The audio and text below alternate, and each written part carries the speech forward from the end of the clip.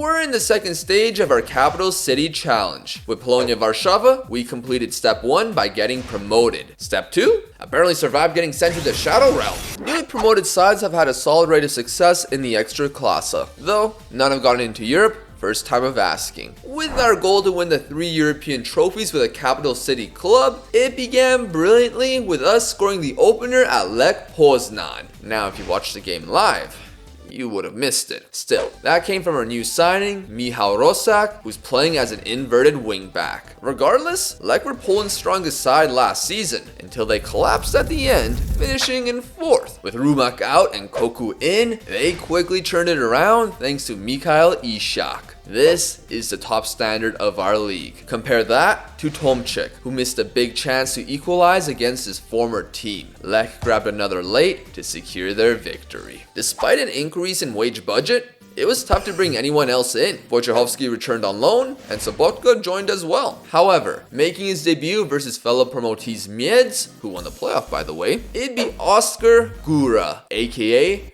The Mountain. Coming from the Toronto FC Academy, the Canadian-born to Polish immigrants joined us on a free. He would not make an impact. Instead, it'd be the Sandman. Piasek translates to sand. He assisted the goal at Lech, and he'd do the same for Tomczyk at the end, helping the club earn their first victory in Poland's top flight since 2013. The Sandman unfortunately got injured. In his place, Maximiliano Maidana grabbed a brace against Widzew Łódź. A question though, does he exist? Like, he exists here, but if you try to look him up, you can't find him. Now comes Cracovia, the bandits who stole our best player, Grzeby Ozmendi, who didn't really do anything as it ended in a stalemate. Hosting Pogoń Szczecin, I can confirm they are better than their reserve squad. Following was Radomiak, who, what the f is this badge? Another one of those teams listed earlier still in this league. We cooked them. A first half brace from Paweł Tomczyk and Rosak filling in the Segunda Volante role gave us a 3-1 lead. So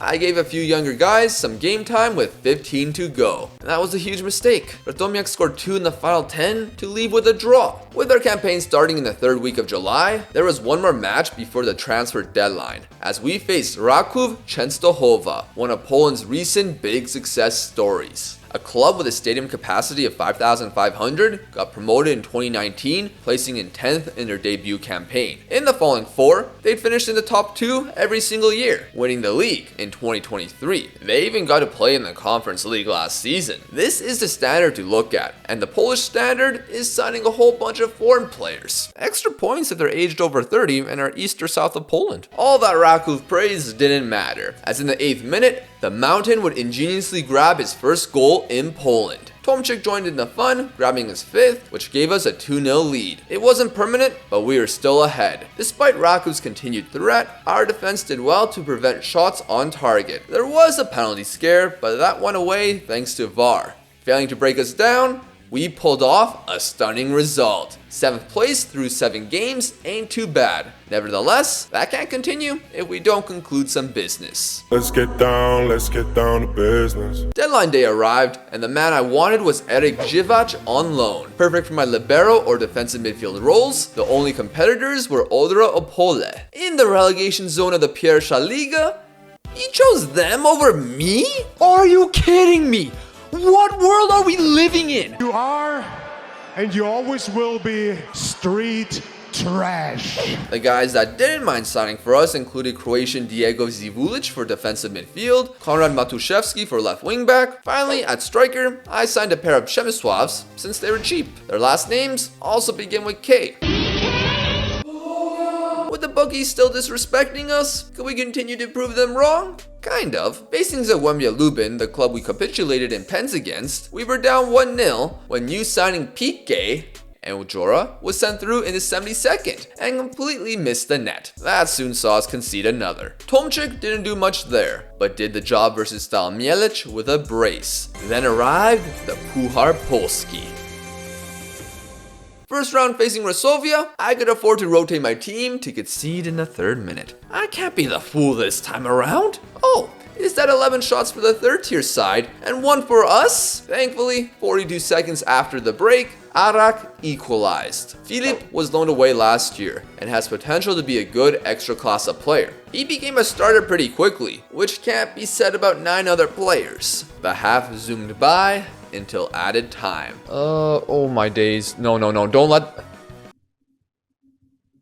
We will never speak of this for as long as I am in Warsaw. Something good I was doing was giving young Polish players game time. In the top division, you get a reward the more you play under 22 Polish footballers. The best 5 get prize money, with number 1 receiving 650,000 euros. We were leading this race, although could that prove to be risky with the lack of experience? Potentially, losing 2-1 twice in the next 3 fixtures because of penalties. Luckily, Maidana got us a win versus Puszcza, but the LKS Woods fixture is what I want to focus on. Not for Polish drunk refs. Instead, the injury to Mateusz Kuta, my keeper. I wasn't fully convinced by him, yet he wasn't doing terribly. Sadly, that meant I had to play Adrian Sanda, the keeper whose debut was this game. In his Extraclasa debut, he conceded this, which meant I needed a new netminder, especially with the derby next. So I signed Adrian Lis, who is famous for scoring a goal in the 94th minute, and for bouncing a ball very high in the air.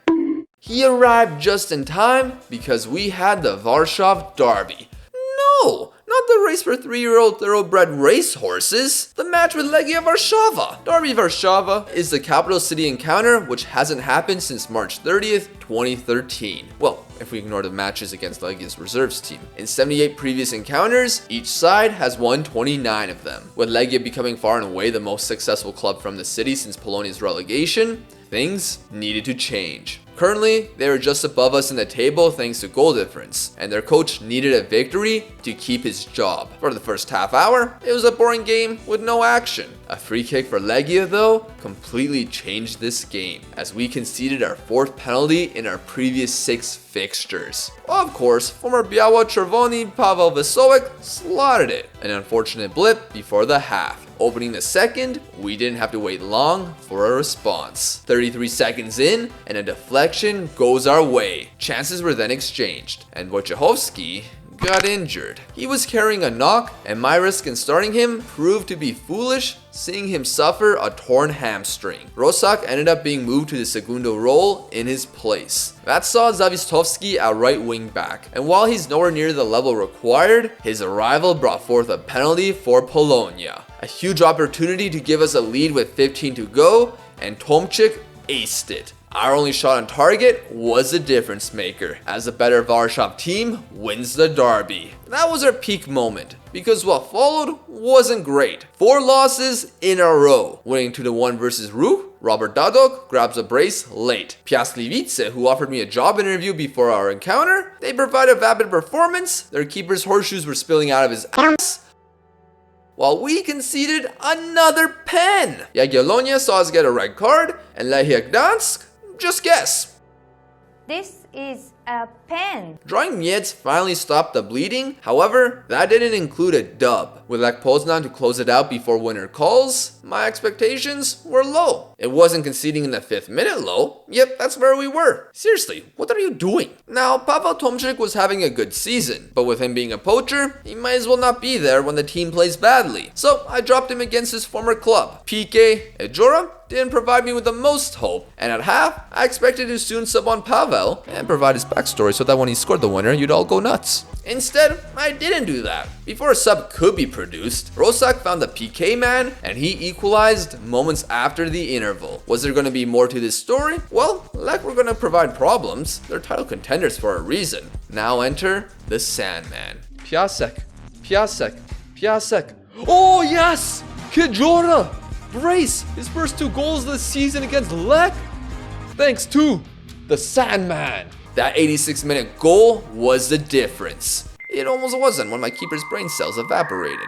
11th place after 19 match days is slightly better than I anticipated. Even so, the margin from relegation and Europe was roughly the same. When we returned in February, we brought in 2 free transfers along with 2 loans. Maxi Oyedele, who is part Polish from Manchester United. He'd eventually join on a free next season. Along with him was Marvin de Lima, who looked really good. He did almost nothing. Nevertheless, how did the latter half of the campaign go? Okay, hopefully that was long enough.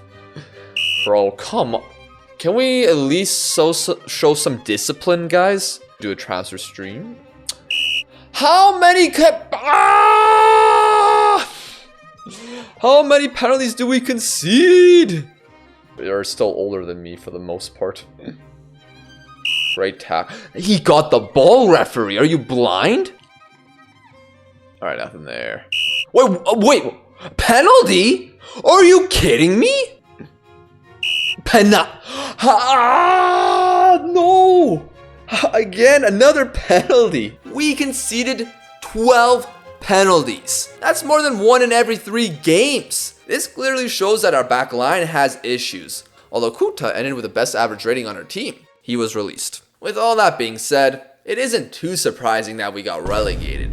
Nah, we just finished in the same position as we left off. Well, before the end of the campaign, Europe was looking unlikely, and the same went with relegation. In addition, there was a nasty stain from the derby where Legia got a dish of revenge and stayed for seconds, thirds, and fourths. These are now our logos. Still, there were things to be proud of, like Tomczyk finding the net on 16 occasions, finishing behind the golden boot by 1. Meanwhile, Lech finished behind Rakov. In the last 10 years, these two have the same number of Ekstraklasa titles. Overall, our campaign was more than good enough, with positives to reap into next year. That includes league prize money and the 650k for the most under 22 minutes played. We're gonna need to make several changes, as I want to pull a Rakov and get into European football in our second top flight season. Can we do so? Maybe, especially with 1.6 million given.